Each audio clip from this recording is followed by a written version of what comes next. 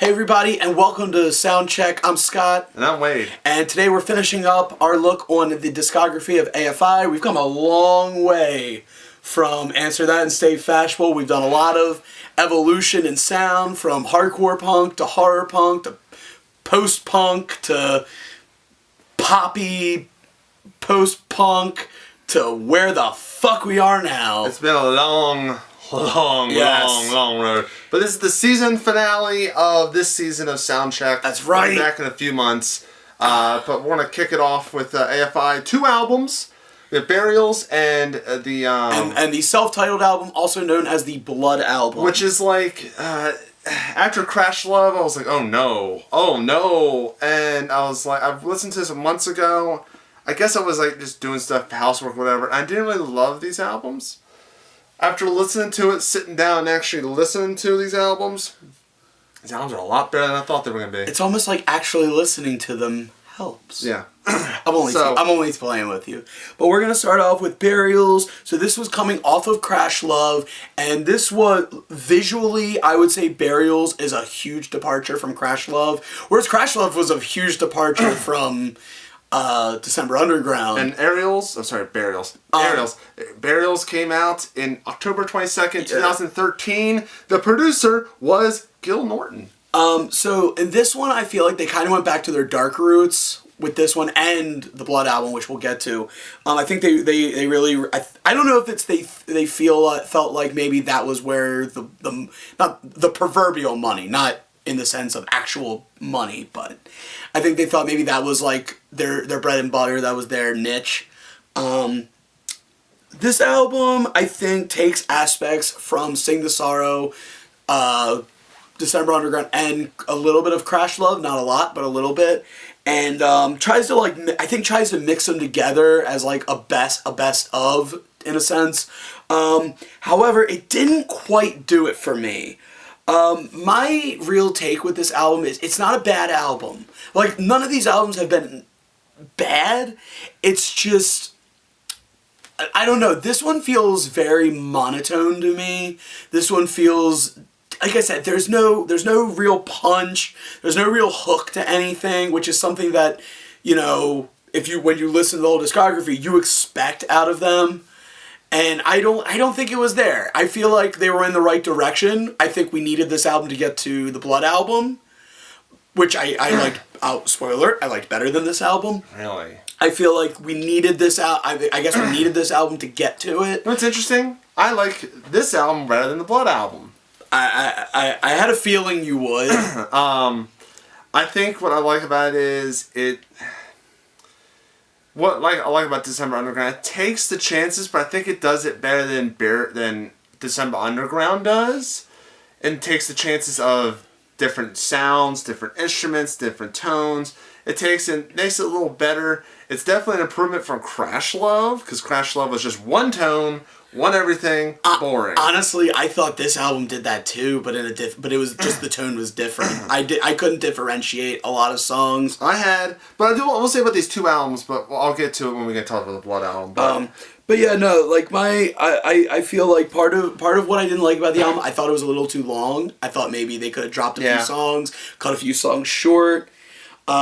You know, it just, like I said, it just didn't have, it didn't like, to me it just didn't hit. It didn't have that power. It didn't have that feeling of, I feel like it didn't have that feeling of bigness that I think they wanted with it. I could definitely feel like they wanted it, but it wasn't quite where I think it should have been. And I thought there was a little too much reliance on electronics, comparatively speaking to the next album. Compared to some of the other albums, it's much less. But that's really not an issue. That's just more like something I just wanted to point out.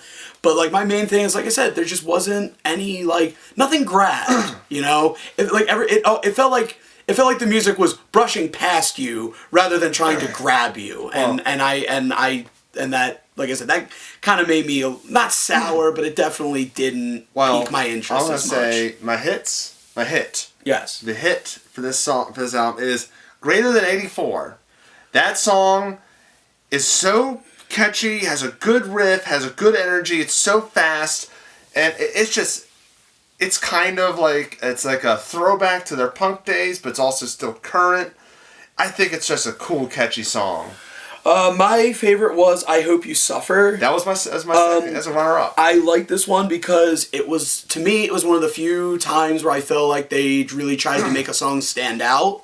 It was the closest thing to a song that was catchy. It's a song that, like, even after it was playing, I was thinking about it, and I really enjoyed it. This was one that, you know, I could put on, I would intentionally put on, not just put on in the background. This is one I would put on to actually listen to. Here's runner-ups.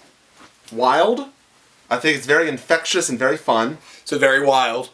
17 Crime is catchy, but I don't like the tones sound like they're underwater. Yeah, that really hindered that one for me. I don't know who decided that was a good idea. Having the and that's what I'm saying. Shudder kind of sound. That's what I'm saying. Some of the lack of punch is stuff I blame on the use of effects with this. I don't necessarily know if that was the band's point. Like, I don't know if that was a. And my skip is one of the reasons is The Conductor.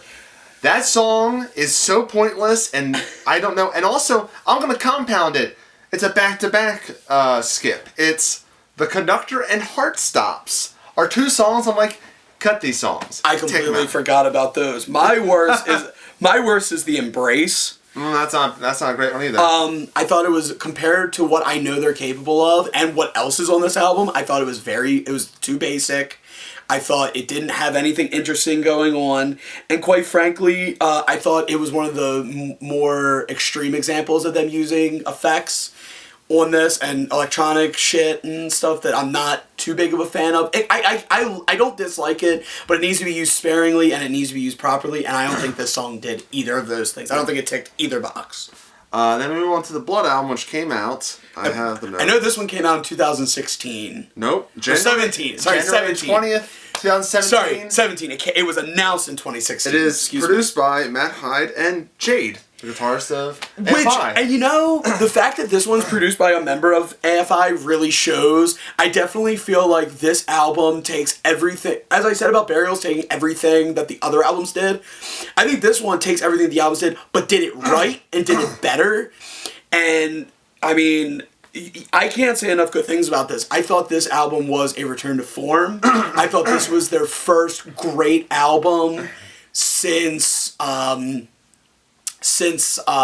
Art of Drowning and even Sing the Sorrow.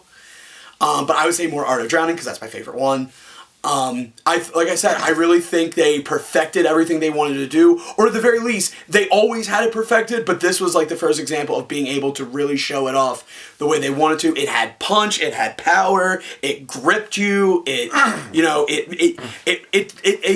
commanded your attention. Yeah. I think with this album, I know you probably don't feel the same way because I know you preferred Burials, but I'm just saying that's the like I got. Now, here's where I'm gonna get technical with it. I prefer Burials over the other one, over Blood, but I think Blood is the better album. I like the weirdness of Burials, but I will say that in the middle, right in that midsection, it really loses you. This album, it's very consistent. It kind of loses you near the end, I think. The last two songs are very, like... AFI, especially particularly in this point in time, AFI's never quite been the masters of ending a record. I think you hit the nail on the head that Burials was too long. This album kind of felt too long too at times. I don't think if you cut 2 or 3 songs, you got it perfect. I wouldn't say it felt too long, but it definitely felt long. I wouldn't say, like I said, I maybe cut a song or something, but I mean, not like Burials. You know, because I think Sing the Sorrow was a long album too, but that one you didn't really feel its length. What's your best song? My best song it's kind of a cop-out because it was one of the singles, but I really love Snowcats. Catchy. Snowcats is a song that even before we did this, I would get in my head. This is a song I would think about and listen to a lot. I love the chorus. I think it's really catchy. I think it gets its point across, and I think it really makes an impression. I think this being the first single off the album was a great introduction to not just where they are now, but the album itself. Mine was another hit. It wasn't Snowcats. It was... Aurelia. I mean, that one was good. One had a good tone, and I just like that song a lot. Hidden Knives is another good one. Hidden Knives was one of my honorable mentions. I thought it was really catchy. And like I said, like a Snowcats, it's catchy and it sticks. You remember it. Another one is Pink Eyes. I really liked Pink Eyes. It's got that kind of galloping fast punk song. Like I said, with Blood Owl and Burials, I noticed a trend near the later half of both albums. Like, around the midsection to near the end, they do these, punk songs. I think it's more hardcore punk songs. I think it's that false sense of security. Bring in the people who would like the less punkier stuff, hook them in, and then, then you can unleash that stuff. I thought it was interesting. So Beneath was another song that I really enjoyed. Yes. Like, you talk about Pink Eyes being a very punky song. I think this was the most punky song on there. I thought it just really hit. And that's like I said, to me, that's what makes a great album. It's got to hit. It doesn't have to be metal, it doesn't have to be aggressive. It just has to hit somewhere. It has to grab you to be great. What I love about So Beneath You, it's a fast punk song, and then they do Snowcats, which it slows it down a tiny bit, and then they go into Dumb Kids, which is a much faster. Like, they take these songs and they put them okay, the Snowcats is going to slow you down, but this is going to pick you back up. And that's where I think it peters out near the end. Because, you had, let me see, She Speaks the Language, and what was the other one? The Wind That Carries Me is weird. Yeah. They kind of go acoustic, a weird, a folky acoustic thing, and I'm like, what is this? Yeah. Those aren't my skips. My skip was Get Hurt. Really? Mm-hmm. And my skip, well, I couldn't really pick a skip for this one. Like I said, I really like this album, and I don't think any song on here was bad. Like, if I had to pick one, I would have picked what was the one you just said it? Get Hurt. Get Hurt. I might pick Get Hurt, but I don't think anything was bad. I just think maybe some songs didn't hit like they should or anything. But like I said, I gotta pull a Crash Love on this one. I don't have a skip. Sorry, guys. All right, but here's the most important thing: ranking. I'll do it first. All right. You okay with that? Okay. Yeah, go ahead. Number 1, Art of Drowning. All right. Number 2, Sing the Sorrow. All right. Number 3, Very Proud of Ya. Okay. Number 4, and this is a surprise for you, December Underground. Okay, when we started doing this, I did not think a post Sing the Sorrow album was going to rank that high for you. That really surprises me. After that is Burials. Wow. Then after that, Black Sails. Man, I bet you didn't even think you would it would rank like this. And then the Blood album. All right. Stay Fashionable, Crash Love, and Shut Your Mouth. Wow. There's nothing memorable about Shut Your Mouth. I'm sorry. I think it's very generic. Our tastes, our lists are very, very different. Let's see if they are. Okay, so number 1 is going to be The Art of Drowning. Makes sense. Number 2 is Very Proud of You. Okay, I accept it. Number 3 is Black Sails in the Sunset. Debatable, but okay. I like horror punk. What can I say? Number 4 is Sing the Sorrow. Good. Number 5 is Shut Your Mouth and Open Your Eyes. Too high up in the list. Number 6 is Answer That and Stay Fashionable. I like both albums kind of about the same, but I like the aggression on Shut Your Mouth more than Answer That and Stay Fashionable. So then, like I said, number 6, Answer That. Number 7, the Blood album. Number 8, Crash Love. Number 9, Burials. And at number 10, December Underground. Those last 3 albums really they weren't bad, they just didn't speak to me the way the other albums did. That's our thoughts on AFI discography. Let us know in the comments below what's your favorite AFI album. Am I wrong? Is Scott right? Whatever. What's your favorite song? Whatever. And of course, we all agree number 1, if we include EPs, is All Hollows. All Hollows is the best album. That's right. And don't forget to like and subscribe. Yes. Like the video, hit subscribe, hit the bell icon to get notifications of everything Condish Productions, new soundchecks, new podcasts, new Criterion Connections, and the brand new B-Movie Den as well. It's a monthly special we do. It's a B-Movie Den. We talk about B-movies. But you'll know when they come up, as well as the anime talks and any other videos we put up, short films, what have you. You'll be the first to know, and you can share with everybody. And like I said, that this is also the season finale. That's right. Of this show. Be back probably in the spring somewhere, and we got a couple artists that we already kind of planned out, and they're pretty good. But also, please. comment suggestions of artists. Absolutely. It could be any genre. And also, we're on all matter of social media. We're on Facebook. We're on Instagram. We're on Twitter. Follow us on those platforms as well. Keep up to date on what's going on. We'll let you know when something's coming up, what to expect, and you will not be left in the dark. Yes. That's about it. But you could get dark. Mm-hmm. Get dark, get dark, get dark, get dark. Oh. So until next time, everybody, I'm Scott. And I'm Wade. Reminding you that rock and roll never forgets. And neither do we.